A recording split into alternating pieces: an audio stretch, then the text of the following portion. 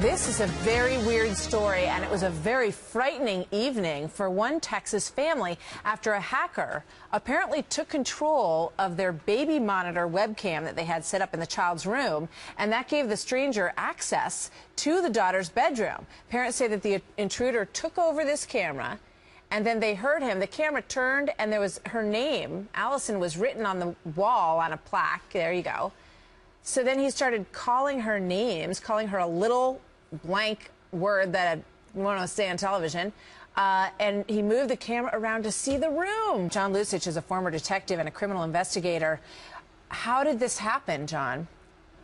Well, you know, according to some of the experts that looked at this case, they felt that somebody came through the wireless, and that is the scariest part about this case, because when someone comes through your internet connection, they could be anywhere in the world. When they're coming through your wireless, they have to be within range of your house, so most likely this pervert was within 500 feet of their house, and that's what makes this scary. And there's discussion about how you can drive around, basically, and we all see it pop up on your phone, different wireless options as you go by houses and stores, and so if it's an easy one for them to get into, that's how they're doing it, right? Right. One way to minimize that is, that's called an SSID, a service set identifier. So we understand what networks are out there, so we can connect to them if we have the proper authentication. However, by not broadcasting your SSID, that gives less to the criminals on the outside. Now, can they still find it out? Yes. Most people who do what they call war driving around looking for these networks, are looking for the SSIDs. So if something doesn't show up, they're not going to have anything to attack. So how do you block it? For a normal person who doesn't know a lot about how these things work, what do you do? Well, number one, you have to have a strong password. Number two, don't broadcast your SSID so other people can't see that.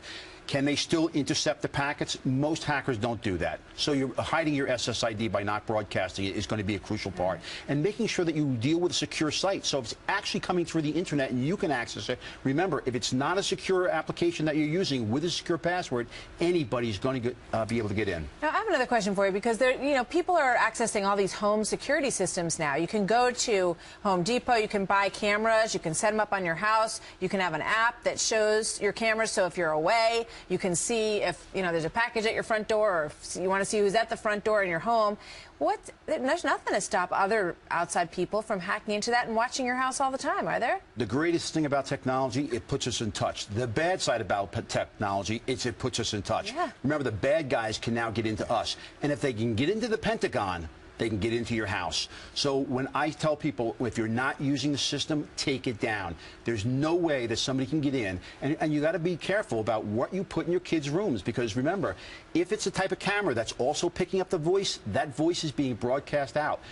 They have actually wireless detectors where you can actually go through a neighborhood and locate wireless cameras like this. And once you connect to that, you can then, from the outside of the house, see what's going on, take control of that camera, move that around. You've got to make sure these systems are secure and they're locked down. If you're a pervert or a child molester, you want to know who the children are who live in that house, how old they are. This is a very dangerous thing.